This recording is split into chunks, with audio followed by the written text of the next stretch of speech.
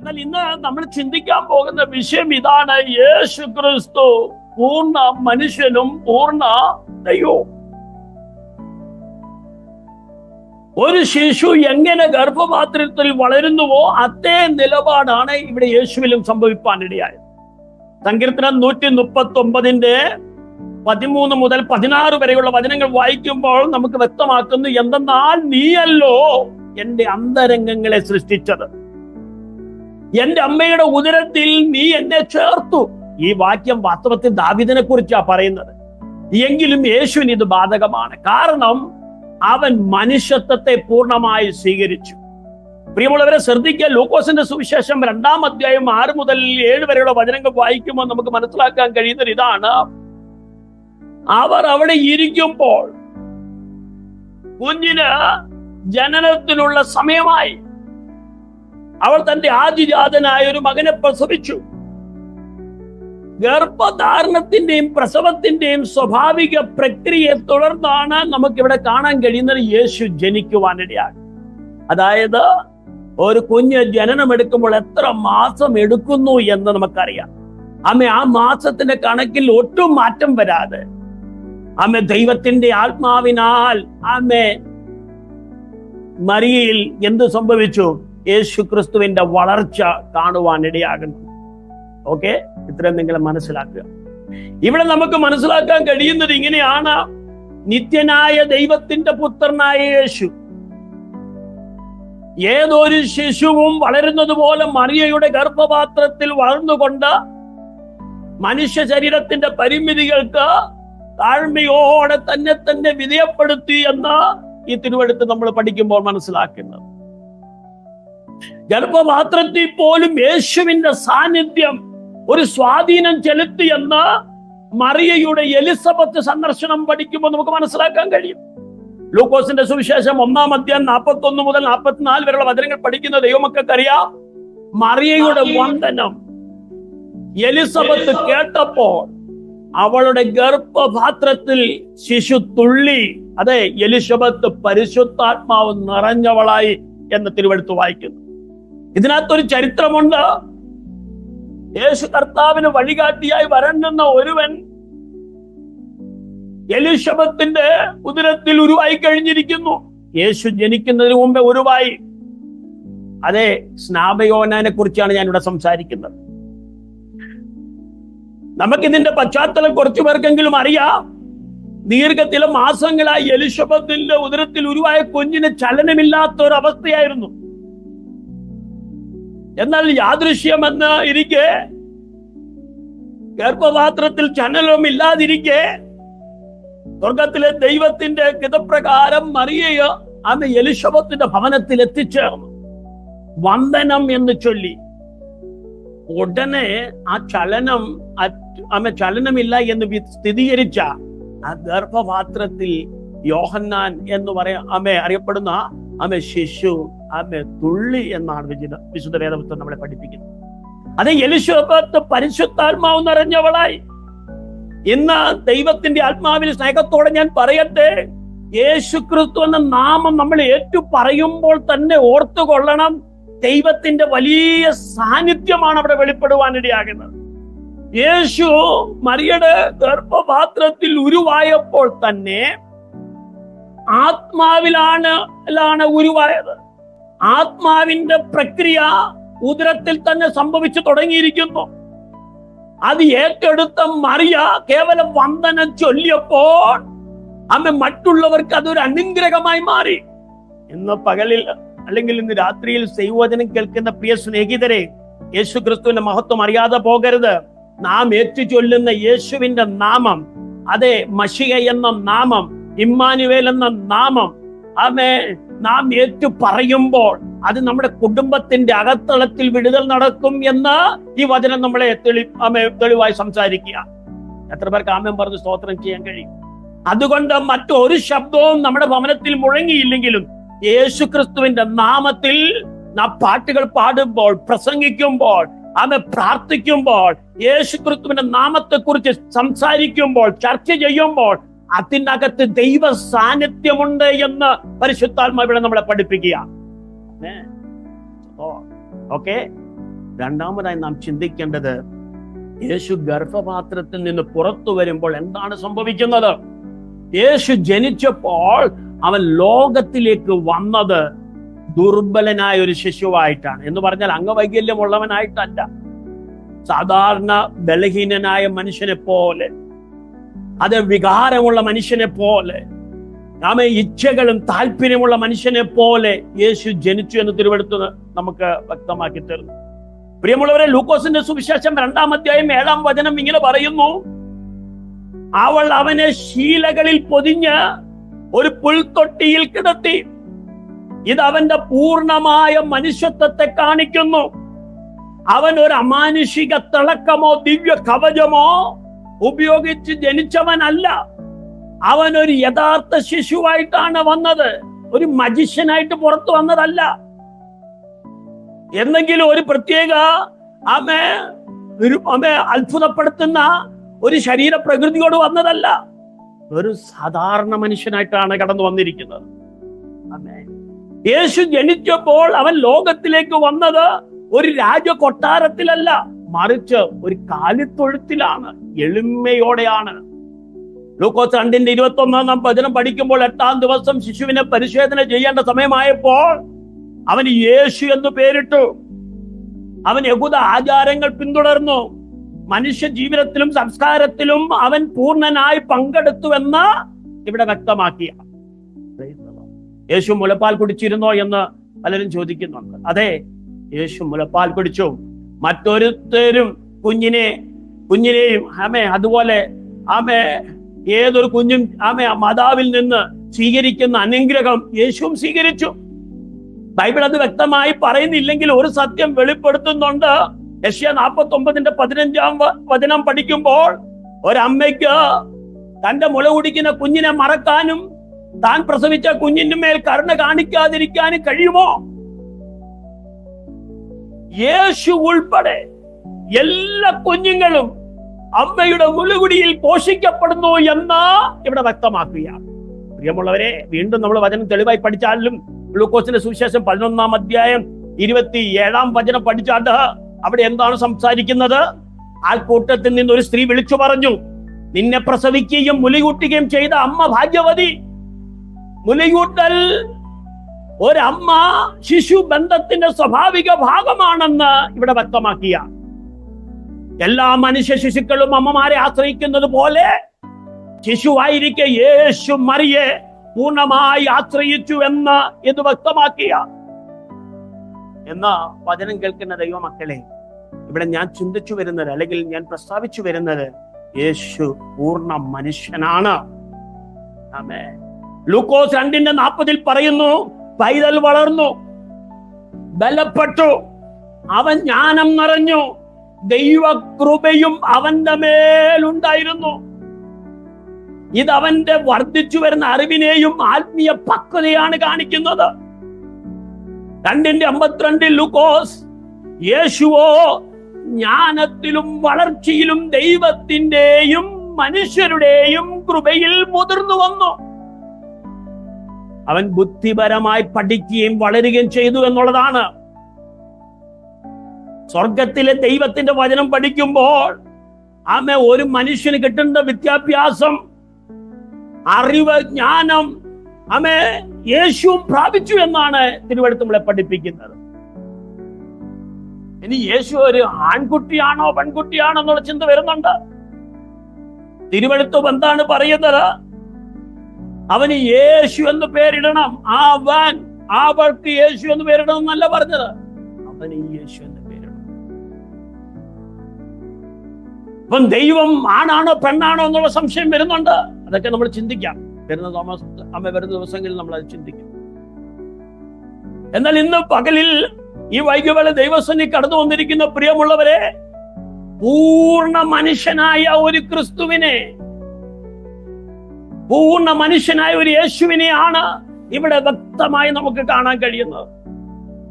ലൂക്കോസിന്റെ സുവിശേഷം 2-ാം അധ്യായം 41 മുതൽ വചനം പഠിച്ചാട്ട് 12-ാം വയസ്സിൽ യേശു ദേവാലയത്തിൽ പങ്കെടുത്ത ചിത്രം ഇവിടെ കാണുന്നുണ്ട്.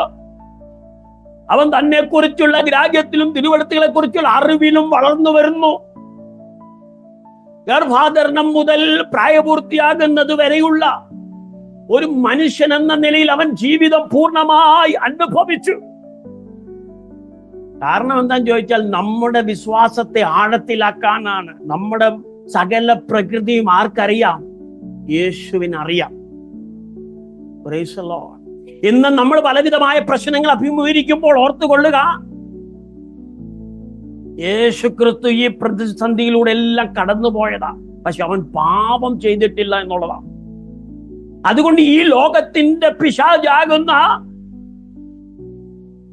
ശൈത്താന്റെ അല്ലെങ്കിൽ സാത്താന്റെ ശക്തിക്ക് അധീനപ്പെട്ട ഒരു ലോകത്തിലാണ് ആര് ജനിച്ചത്? യേശു ജനിച്ചത്. അതുകൊണ്ട് ഇവിടെ നടക്കുന്ന സകല അന്ധകാര ശക്തികളും ഭയത്തിന്റെ ശക്തികളും അപകർഷതാ ബോധങ്ങളും ഇതെല്ലാം നിലനിൽക്കുന്ന ഒരു രാജ്യത്താണ് യേശു ജനിച്ചത്.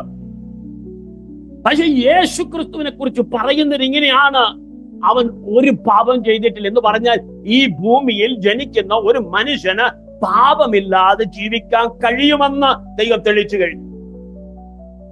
മാതാവിന്റെയോ പിതാവിന്റെയോ സഹായമില്ലാതെ അവൻ ജീവിക്കാൻ കഴിയുമെന്ന് തെളിയിച്ചു കഴിഞ്ഞു. യേശു പറയുന്നുണ്ട്, ആകാശത്തിലെ പക്ഷികൾക്ക് എന്തുണ്ട്?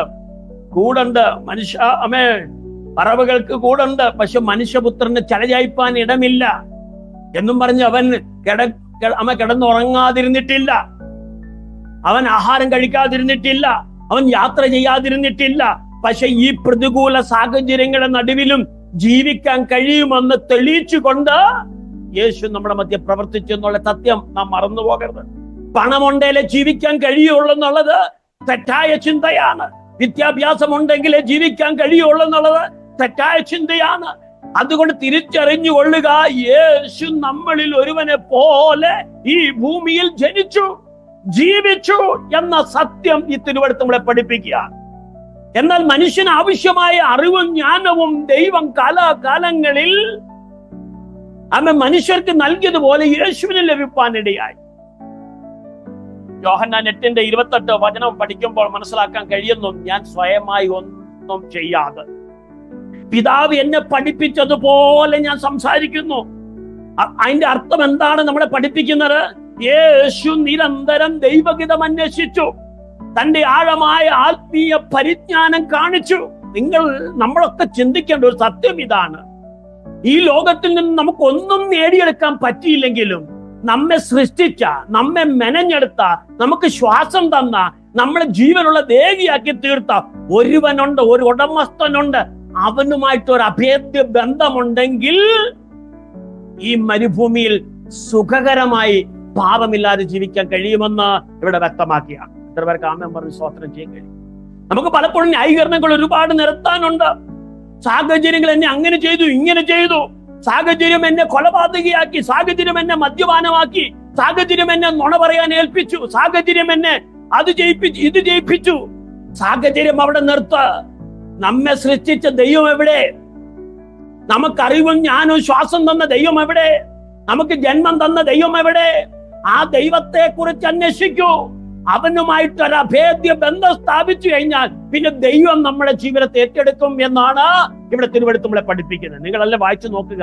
യോഹന്നാന്റെ സുവിശേഷം 8:28 വചനം, ഞാൻ സ്വയമായി ഒന്നും ചെയ്യാതെ പിതാവ് എന്നെ പഠിപ്പിച്ചതുപോലെ ഞാൻ സംസാരിക്കുന്നു. പിതാവ് എന്ത് ചെയ്യാൻ പറയുന്നു അത് ഞാൻ ചെയ്യുന്നു. പിതാവ് എന്ത് പറയാൻ പറഞ്ഞു അത് ഞാൻ പറയുന്നു. ഒന്നും സ്വയമായിട്ട് എന്റേതല്ല എന്ന് തെളിച്ചുകൊണ്ട് മനുഷ്യനായിട്ട് ആര് മാറി? യേശു ക്രിസ്തു മാറാനിടയായി. ലൂക്കോസ് 4:16 വചനം പഠിച്ചാൽ യേശു സിനഗോഗിൽ യെശയ്യാവിന്റെ സുവിശേഷം വായിപ്പാൻ കടന്നു ചെല്ലുന്നു. അത് വ്യാഖ്യാനിച്ചു കൊടുക്കാൻ ചെല്ലുന്നു. Praise the Lord. ഇവിടെ നിന്ന് നമ്മൾ പഠിപ്പിക്കുന്ന ഒരു കാര്യമുണ്ട്. അവനൊരു ടീച്ചറായി മാറാനിടയായി, അവനൊരു അധ്യാപകനായി മാറാനിടയായി. ഈ അറിവ് എവിടെ നിന്ന് വന്നു? അവനെ സൃഷ്ടിച്ച ദൈവത്തിന്റെ അറിവാണ്.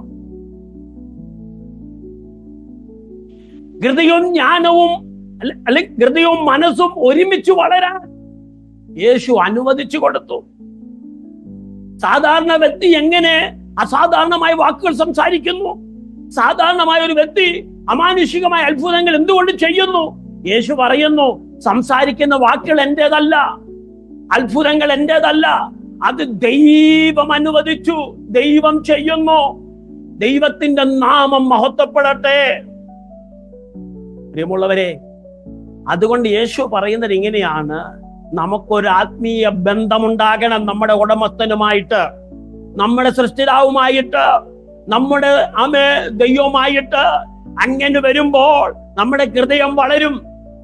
ഹൃദയം വളരും എന്ന് പറഞ്ഞു കഴിഞ്ഞാൽ ആന്തരിക മനുഷ്യൻ വളരും, നമ്മുടെ മനസ്സ് വളരും. ദൈവത്തിന്റെ ശക്തമേറിയ അനുഭവങ്ങളിലെ ആഴങ്ങളിലേക്ക് നാം കടന്നു പോകും. തിരുവെടുത്ത് പഠിച്ചാട്ട് എബ്രായ ലേഖനം 4:15 വായിച്ചാൽ, നമ്മുടെ ബലഹീനതകളിൽ അവൻ മനസ്സിലാക്കി, നമ്മുടെ ബലഹീനതകളിൽ സഹതാപം കാണിപ്പാൻ കഴിയാത്ത ഒരു മഹാപുരോഹിതനും നമുക്കില്ല. എന്നാൽ എല്ലാ വിധത്തിലും നമ്മെ പോലെ പരീക്ഷിക്കപ്പെട്ട ഒരുവൻ നമുക്കുണ്ട്, എങ്കിലും അവൻ പാപം ചെയ്തിട്ടില്ല. എത്ര പേർക്ക് അമ്മ ദൈവത്തെ സ്തുതിക്കാൻ കഴിയും? എല്ലാ വിധത്തിലും പരീക്ഷിക്കപ്പെട്ടു, പക്ഷെ യേശു പാപം ചെയ്തിട്ടില്ല. വ്യഭിചരിക്കാൻ അവസരങ്ങൾ ഉണ്ടായിരുന്നു, പക്ഷെ വ്യഭിചരിച്ചിട്ടില്ല.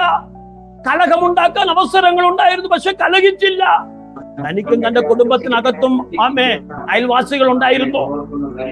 സിനഗോഗുകളിൽ പുരോഹിതന്മാരുണ്ടായിരുന്നു, പരീശന്മാരുണ്ടായിരുന്നു, പക്ഷെ അവിടെ ഒന്നും താൻ പാപം ചെയ്തിട്ടില്ല. മാർക്കറ്റുകൾ ഉണ്ടായിരുന്നു, വലിയ പട്ടണങ്ങൾ ഉണ്ടായിരുന്നു, അവിടെയൊക്കെ പ്രലോഭിക്കപ്പെടുന്ന ഒരുപാട് സാഹചര്യങ്ങൾ വന്നായിരുന്നു, പക്ഷെ താൻ പാപം ചെയ്തിട്ടില്ല. തനിക്ക് വിശന്നു, താൻ ആഹാരം കഴിച്ചു. തനിക്ക് ക്ഷീണം വന്നു, താൻ ഉറങ്ങി. തനിക്ക് മനസ്സലി ഉണ്ടായിരുന്നു, കരുണ ഉണ്ടായിരുന്നു, താൻ കരഞ്ഞു. നമ്മളിൽ പോലെ ഉള്ള ഒരു മനുഷ്യത്വമാണ് ആരേറ്റെടുത്തത്? യേശു ഏറ്റെടുത്തത്. ഗർഭപാത്രം മുതൽ പ്രായപൂർത്തിയാകുന്നത് വരെ യേശു യഥാർത്ഥ മനുഷ്യ ജീവിതം അനുഭവിച്ചതിനാൽ അവൻ നമ്മുടെ പോരാട്ടങ്ങൾ മനസ്സിലാക്കുന്നു. വളർച്ചയുടെ മൂല്യം യേശു നമുക്ക് വേണ്ടി കാണിച്ചു തന്നു. എത്ര പേർക്ക് ആമേൻ പറഞ്ഞ് സ്തോത്രം ചെയ്യേ. അതുകൊണ്ട് നമ്മൾ ആരും ഒഴിവൊഴി പറഞ്ഞ് രക്ഷപ്പെടാൻ പറ്റത്തില്ല. സ്വർഗത്തിലെ ദൈവം തന്റെ രാജ്യത്തിൽ നമ്മളെ ചേർക്കണമെങ്കിൽ ദൈവം വിശുദ്ധനായിരിക്കുന്നത് പോലെ നാമും വിശുദ്ധരായിരിക്കണം. ദൈവം നീതിമാനായതുപോലെ നാമും നീതിമാനാകണം. നമ്മുടെ ഒരു കൂടായ്പ പരിപാടിയും ദൈവത്തിന്റെ മുമ്പിൽ ചെലവാകില്ല പ്രിയരെ. അതുകൊണ്ട് ഈ നാവിനെ കടിഞ്ഞാണിട്ടോളം കണ്ണിനെ നിയന്ത്രിച്ചു കൊള്ളണം, കാതുകളെ നിയന്ത്രിച്ചു കൊള്ളണം, നമ്മുടെ ഹൃദയത്തെ നിയന്ത്രിച്ചു കൊള്ളണം. നമ്മുടെ സ്വന്തം ഇഷ്ടത്തിനനുസരിച്ച് പോകരുത്. നമ്മുടെ കണ്ണ് അരുതാത്തടത്ത് പോകരുത്, നമ്മുടെ കാത് അരുതാത്തടത്ത് കേൾക്കാൻ ഇടവരരുത്. നമ്മുടെ ഹൃദയം പാപം ചെയ്യരുതെന്ന് ഇവിടെ ആവർത്തിച്ച് ഓർമ്മിപ്പിക്കുവാനാണ് യേശു ജനിച്ചത്. ഒരു കാരണം വെച്ചാലും മനുഷ്യനുമായിട്ട് പാപസംബന്ധമായി കോംപ്രമൈസ് ചെയ്യുവാൻ യേശു കടന്നു വരികയും. എത്ര പേർക്ക് ആമേൻ പറഞ്ഞ് സ്തോത്രം ചെയ്യുക. ഹല്ലേലൂയ. ഏത് ജാതിയിൽപ്പെട്ടവനായിക്കോട്ടെ, ഏത് മതത്തിൽപ്പെട്ടവനായിക്കോട്ടെ, ഏത് വംശത്തിൽപ്പെട്ടവനായിക്കോട്ടെ, ഏത് പാരമ്പര്യത്തിൽപ്പെട്ടവനായിക്കോട്ടെ, പാപമായിട്ട് കോംപ്രമൈസ് ചെയ്യുവാൻ സർവശക്തൻ കടന്നു വരത്തില്ല. കാരണം നമ്മുടെ സകല പ്രകൃതിയും ആർക്കറിയാം? ദൈവത്തിന്. യേശു അതുകൊണ്ട് മനുഷ്യ രൂപം എടുത്തു. മനുഷ്യനായി തന്നെ 9 മാസവും അമ്മയുടെ ഉദരത്തിൽ കടന്നു. അമ്മയുടെ മുലപ്പാൽ തന്നെ കുടിച്ച് വളർന്നു. സൊസൈറ്റിയിൽ ഒരു സാധാരണ മനുഷ്യൻ ജീവിച്ചതുപോലെ തന്നെ ജീവിച്ചു. എല്ലാ സംവിധാനങ്ങളും അന്നും ഉണ്ടായിരുന്നു. എന്നാൽ അതിന്റെ ഒക്കെ നടുവിൽ യേശു തന്റെ യഥാർത്ഥ വ്യക്തിത്വം വെളിപ്പെടുത്തി. തന്റെ അറിവിനെ കുറിച്ച് ചോദിച്ചപ്പോൾ യേശു പറയുന്നു, ഈ അറിവ് എന്റേതല്ല. തന്നിലൂടെ അത്ഭുതം നടന്നപ്പോഴും യേശു പറഞ്ഞു, ഈ അത്ഭുതം എന്റേതല്ല. കാരണം എന്താണ്? എന്നെ സൃഷ്ടിച്ചവൻ, എന്നെ മെനഞ്ഞെടുത്തവൻ, എന്നെ ഉരുവാക്കിയവൻ, എന്നെ പുറത്തു കൊണ്ടുവന്നവൻ ഒരുവനുണ്ട്, അവൻ ഇതൊക്കെ ചെയ്തു. എത്ര പേർക്ക് ദൈവത്തിന് സ്തോത്രം ചെയ്യാൻ കഴിയും? ഹല്ലേലൂയ. അതുകൊണ്ട് ആത്മാവിൽ എനിക്ക് സ്നേഹത്തോട് പറയാൻ കഴിയുന്നത്, നമ്മെ നിർമ്മിച്ച ഒരു ദൈവത്തെ ഒന്ന് തിരിച്ചറിഞ്ഞാൽ മതി. ആ ദൈവമായിട്ട് എപ്പോഴും ഒരു സംസാരം ഉണ്ടാകണം. അമ്മ മക്കൾ എന്നുള്ള സ്നേഹബന്ധം പോലെ, മാതാപിതാക്കൾ കുഞ്ഞുങ്ങൾ എന്ന ആമേ സൊസൈറ്റിയിൽ എന്ന പോലെ കമ്മ്യൂണിക്കേഷൻ എങ്ങനെ നിറവേറ്റുന്നു അതുപോലെ സ്വർഗത്തിലെ ദൈവത്തോട് സദാസമയം സംസാരിച്ചു കൊണ്ടിരിക്കുവാൻ ഒരു നല്ല ഹൃദയം നമ്മളിൽ രൂപപ്പെടട്ടെ. ഹല്ലേലൂയ. നമ്മുടെ പോരാട്ടങ്ങളും വളർച്ചയും യേശുക്രിസ്തുവുമായിട്ട് താതാത്മ്യം പ്രാപിച്ചാൽ നിശ്ചയമായും നമ്മുടെ അവസ്ഥ എന്താണ് നിങ്ങൾക്കറിയാമോ? യേശുക്രിസ്തു ഒരു മനുഷ്യത്വം ധരിച്ചത് കൊണ്ട് ക്രൂശിലെ അവന്റെ ത്യാഗം ശ്രദ്ധിക്കാം. അവൻ നിലവിളിച്ചു എന്നാണ് വചനം പറയുന്നത്. എന്റെ ദൈവമേ, എന്റെ ദൈവമേ, നീ എന്നെ കൈവിട്ടതെന്തേ എന്ന് അന്തരാത്മാവിൽ നിന്ന് നിലവിളിച്ചത് വേദന കൊണ്ടാ. ഒരു മനുഷ്യൻ സഹിക്കാവുന്നതിന്റെ പരിധിക്കപ്പുറത്ത് വേദനകൾ യേശു സഹിച്ചതിന്റെ നിലവിളിയാണ് അവിടെ കാണുന്നത്. യേശുവിൽ മനുഷ്യത്വമുണ്ടോ, അതോ അമാനുഷ്യമായി ദൈവമായിട്ട് വന്നതാണോ? അതെ, യേശുവിൽ നമ്മളെപ്പോലെ വികാരമുള്ളവനായി യേശു കരഞ്ഞു. യോഹന്നാൻ 11:35. ഹല്ലേലൂയ. മത്തായി 26:33 അവൻ വചനം വായിക്കുന്നത് ഇങ്ങനെയാണ്: അവന്റെ ആത്മാവ് മരണത്തോളം ദുഃഖത്താൽ നിറഞ്ഞിരിക്കുന്നു. ഹല്ലേലൂയ. ആമേ. മത്തായി 9:36 അനുകമ്പയുള്ളവനായിരുന്നു മറ്റുള്ളവരോട്. അത് 40 ദിവസം രാവും പകലും ഉപവസിച്ചു. അവന് വിശന്നു. മത്തായി 4:2. യോഹന്നാൻ 19:28 വായിക്കുന്നു.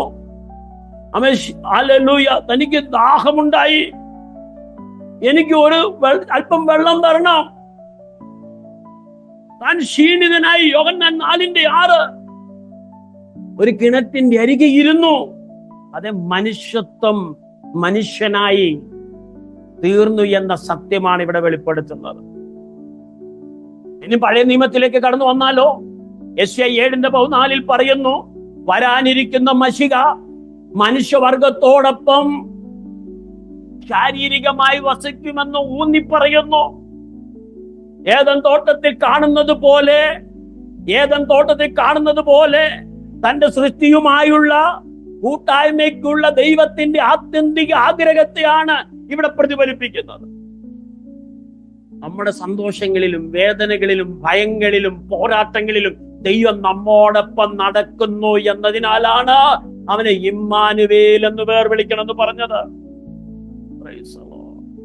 ഇന്ന് പകലിൽ ദൈവത്തിന്റെ പൈതലേ, സ്വർഗത്തിലെ ദൈവത്തിന്റെ പുത്രനായ ക്രിസ്തു എന്ന് പറയുന്ന, മശിഹ എന്ന് പറയുന്ന, ഇമ്മാനുവേൽ എന്ന് പറയുന്ന, യേശു എന്ന് പറയുന്ന ഈ വ്യക്തി നമ്മളിൽ ഒരുവനായിട്ട് ജനിച്ചു എന്നുള്ള സത്യം വെളിപ്പെടുത്തുക. മനുഷ്യനായി ജനിച്ചു എന്നുള്ളത്. ഹല്ലേലൂയ. ഞാൻ എന്റെ വാക്കിൽ അധികം ദീർഘിപ്പിക്കുന്നില്ല. സ്വർഗത്തിലെ തമ്പുരാന്റെ വലിയ സാന്നിധ്യം നമ്മുടെ നടുവിലുണ്ട്. ഇനിയും ഈ യേശു ശരീരമെടുത്ത സത്യം നമ്മൾ അറിയണമല്ലോ. എങ്ങനെ ആത്മാവിൽ ജനിച്ചു എന്ന് പറയുന്നു, ആ ആത്മാവ് എങ്ങനെ ശരീരമായി മാറി, ഇതൊക്കെ ഒന്ന് പഠിക്കണം.